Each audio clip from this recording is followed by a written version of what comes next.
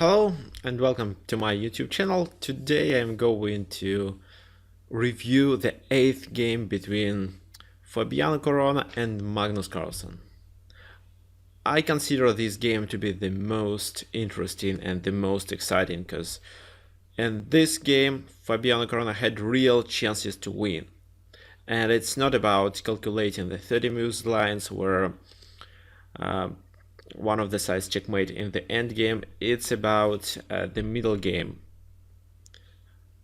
Fabiano Caruana could simply get enough advantage in the middle game so that he could finish the game in his favor. Okay, so again it was e4 c5, Sicilian, knight f3, knight c6, and instead of playing bishop b5, Fabiano Caruana played d4. That's the main move here. Knight takes on d4 and knight f6, knight c3 and e5.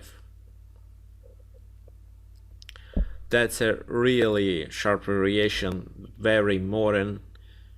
So some of you know it like Chelyabinsk variation, other may know it as Sveshnikov variation, but that's a very popular line nowadays. So all the variations here are really sharp and both sides have chances to win. Okay, so knight b5, of course. There is another possible move, knight b3, but usually knight b3 doesn't lead to a good position. So only knight b5 provides white with a real chances to succeed in this game. d6. And in this position, the most typical idea is to play bishop g5, of course, and then occupy the d5 square.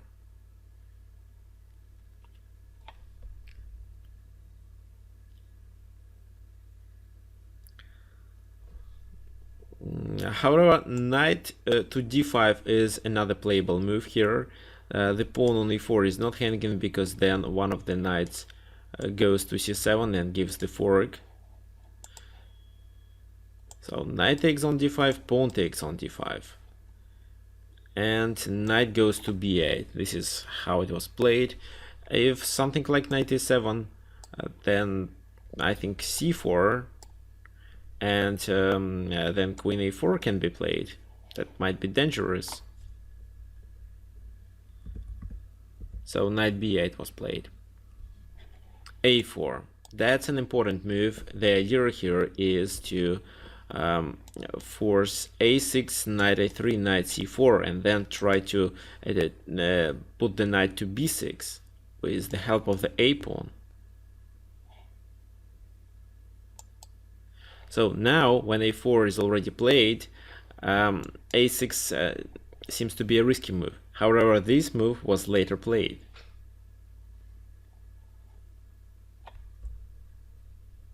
Another possible idea here to play c4. c4, bishop e7, bishop e2, castle, castle, a6, knight c3, f5. I believe this position is equal for both sides. For example, f3, knight d7, rook b1, bishop g5, b4, and white has the idea to play on the queen side, black plays on the king side. Let's go back to the game. So a4 was played, bishop e7, bishop e2, castle, castle, knight d7, and here it was played bishop d2. That's a very important move in this position. First, the bishop supports the a5 pawn. At the same time, we don't play bishop e3 because after f5, this bishop can be the object of the attack. So bishop d2. Oh, f5, that's the most natural response, of course. However, knight f6 was also possible, and it happened in a few games. Then, for example, bishop e3, a6, knight a3, queen a5, c4, knight c2, but now black has the idea to block the dark squared bishop with his pawns by playing a5 and b6.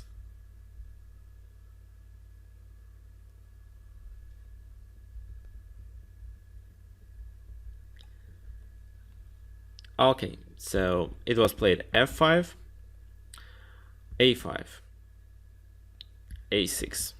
If, for example, not a6, but how? Knight f6, for example, then bishop e3, attacking the pawn, bishop d7, knight takes on a7, f4, bishop b6, queen has to move to e8, f3 to stop the e-pawn, bishop d8 and c4. Bishop takes on b6, a takes on b6, and now it's quite difficult to get the knight from a7, so the knight is stuck there, because if knight b5, then bishop takes on b5 and it triples the b pawns for white.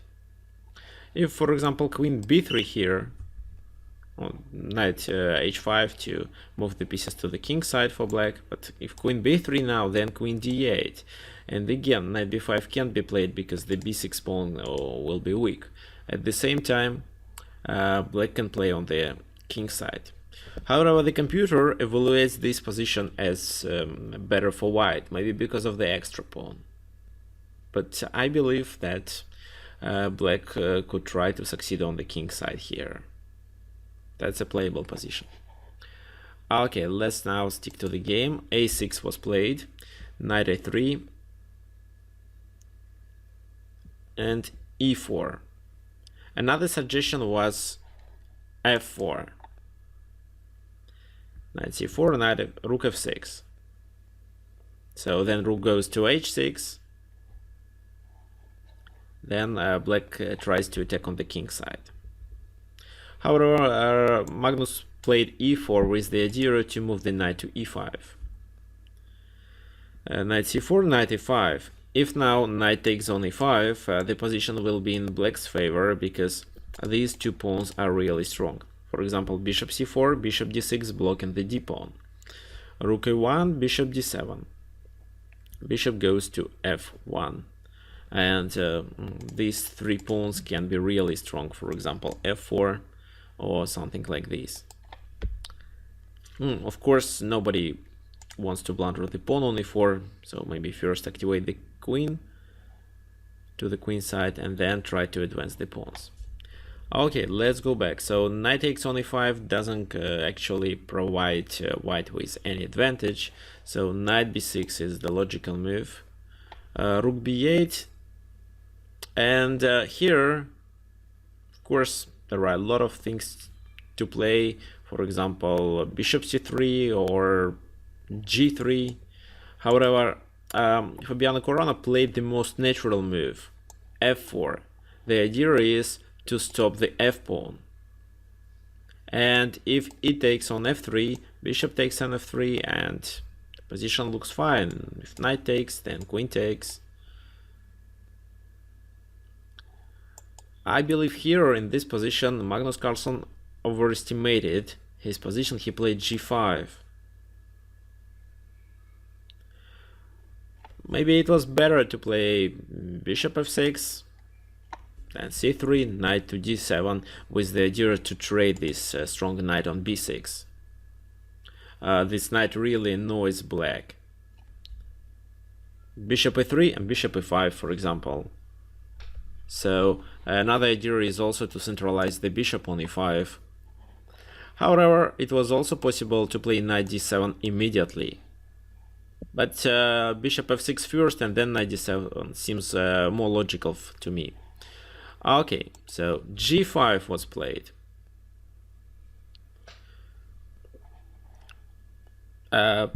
Here, Fabiano Caruana almost ignored this move. He played c4, and he is not afraid of g4. Then just bishop goes back, but white gets the control over this square, so he is able to stop the f pawn, which is more important in this position than the g pawn. Okay, so f4, bishop c3. Another good option was bishop e4, but bishop c3 that was played in the game is a really good move. Now this bishop starts playing on this main diagonal. At the same time, c4 c5 move makes sense. Actually, that what was played after that. If, for example, bishop f6, then again c5, sacrificing the pawn, d6, knight takes on f3, pawn takes here to stop these g and f pawns, bishop takes on c3, pawn takes on c3, and bishop e6, rook e1, and that's totally winning position for white. The knight on b6 and the pawn on d6 totally bind up black's forces.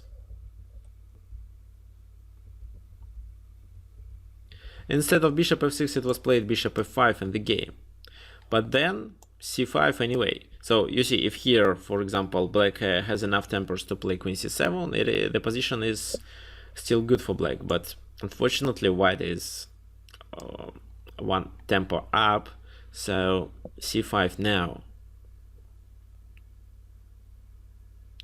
And if bishop f6, then just c6. The pawn on c6 is very important and very dangerous. Okay, so c5 was played, knight takes on f3, queen takes on f3, d takes on c5, rook a to d1.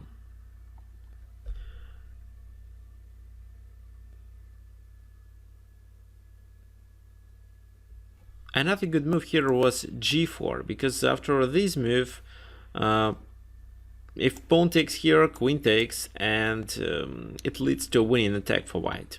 For example, this diagonal is opened at the same time. The pawn here might be weak. If, for example, here bishop g6, then white stopped the attack of black on the king side, and now he's ready to succeed in the center and to advance the d pawn. For example, rook a d1, bishop d6, rook f1, c4, rook e6, queen c7, and queen h3, with the idea to sacrifice the rook here, then play queen h8. But let's go back to the game. Here it was played rook a to d1, bishop d6 to stop the pawn, and yes, in this position actually Fabiano Caruana made a mistake which cost him the game. Instead of winning this game after h3 move, he equalized the position. Maybe he was afraid of g4, I don't know, but if you're afraid of g4, just play queen h5. And the best thing that black has here is to play queen e8 and to sacrifice the pawn back. And then play this position, knight c4, and white is still better. White has still real chances to win this game, because this knight is better than the bishop, and this bishop is really good. If, for example, after queen h5, something like bishop g6, then queen h3. If bishop f5 is the idea to repeat the position, then g4. And now, if black captures en passant, then the bishop on f5 is hanging, because the rook and the queen attacks it. So bishop g6, rook f to e1, f3, rook e6, with the idea to sacrifice the rook and attack on h8, because then it's almost a checkmate. Yeah, it's a checkmate. Queen h8, queen g7, and rook e1.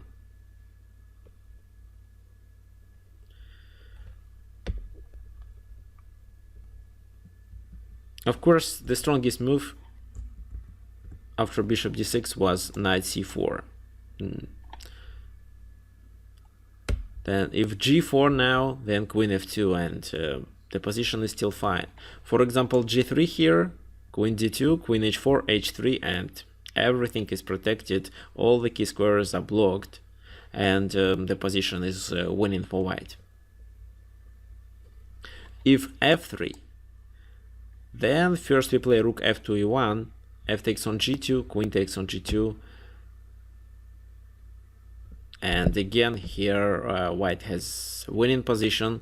All his pieces are well located, while some of black pieces, especially the rook on b8, doesn't participate.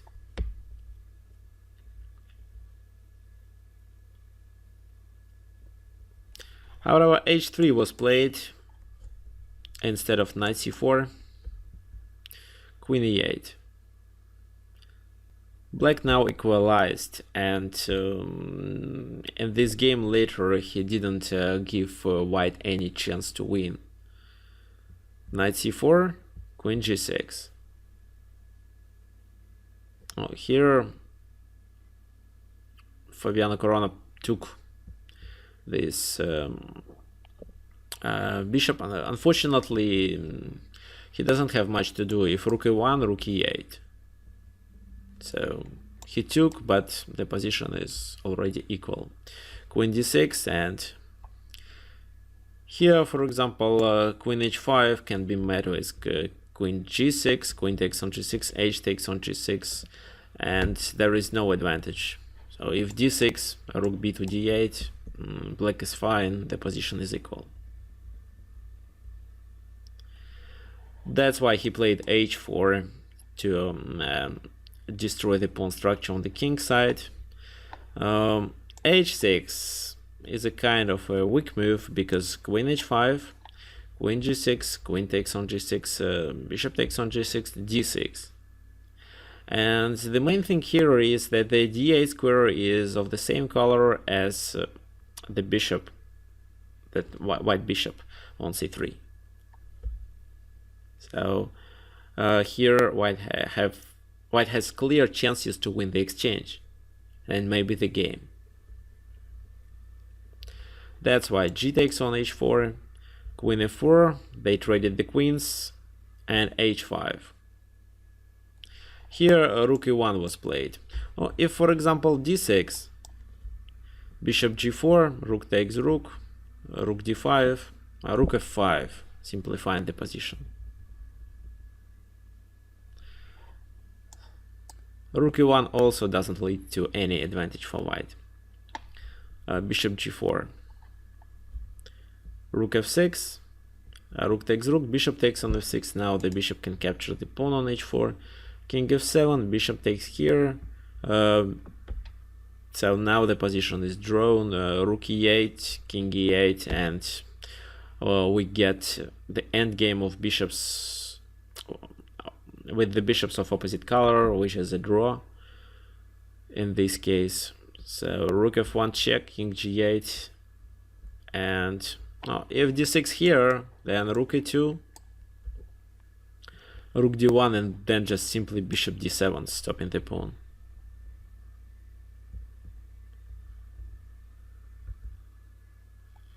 Rook f6 was played first, rook e2, rook g6, king f8, d6. That's a kind of a trap, but of course Magnus Carlsen saw this trap. That's why he didn't take on b2. For example, if here black takes on b2, then rook g4, h takes on g4, d7, and white promotes the pawn to a queen. So black has to sacrifice the rook, and this is a winning position for white with an extra piece.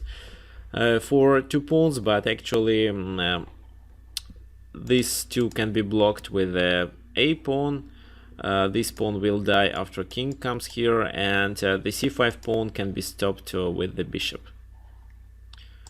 Of course, in this position he didn't take. The pawn on b2, he played rook d2, taken on d6, then bishop g5, and then rook g5 was played, with the idea to trade the d6 pawn to the c pawn. That's absolutely a draw with no chances for any side.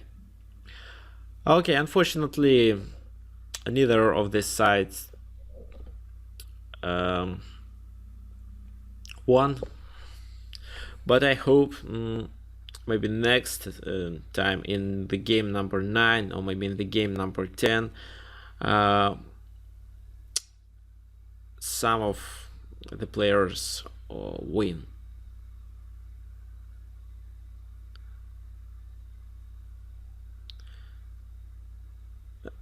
if we compare this game to other games, here white really got a significant advantage that was enough to win, but unfortunately because of the mistake here, which is probably a psychological mistake. So I think that Fabiano Caruana was in panic. He thought that g4, no, this is how I think, I suppose. He thought that g4 is a huge threat, and so h3 could stop it. And at the same time, while white is still better, so he can continue applying his ideas with knight c4 and d6. But unfortunately, this mistake cost the game. Okay, thank you for your attention. See you later.